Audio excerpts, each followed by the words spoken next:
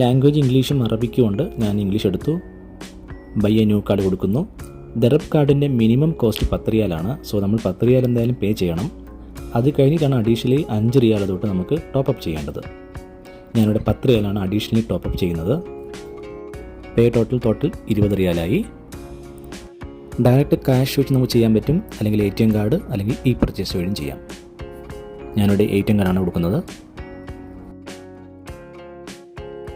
ഈ സ്ക്രീനിലാണ് നമ്മൾ ATM card swipe ചെയ്യേണ്ടത്. ഇച്ചിരി ടൈം എടുക്കും, ചില കാർഡ് പെട്ടെന്ന് അക്സെപ്റ്റ് ചെയ്യത്തില്ല. എന്നാലും കുറച്ച് സമയം വെയിറ്റ് ചെയ്യുമ്പോൾ അത് സ്വൈപ്പ് ആവും.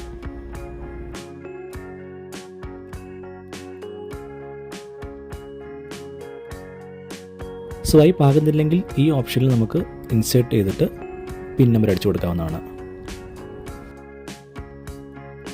കുറച്ച് വെയിറ്റ് ചെയ്യുമ്പോൾ നമുക്ക് കാർഡിൻ്റെ പ്രിൻ്റ് അടിച്ച് വരുന്നതാണ്. ഇതിൽ റെസിപ്റ്റ് ഓപ്ഷൻ കാണിക്കുന്നത് നമുക്ക് വേണമെങ്കിൽ നമ്മൾ പേ ചെയ്തതിൻ്റെ റെസിപ്റ്റാണ്, വേണമെങ്കിൽ എടുക്കാം, ഇല്ലെങ്കിൽ നോ റെസിപ്റ്റ് എന്ന് കൊടുക്കാം.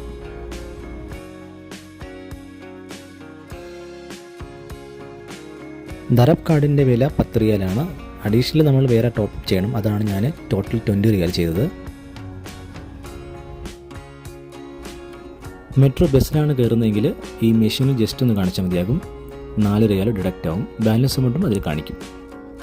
വീഡിയോ ഇഷ്ടപ്പെട്ട് സബ്സ്ക്രൈബ് ചെയ്ത് സപ്പോർട്ട് ചെയ്യണേ.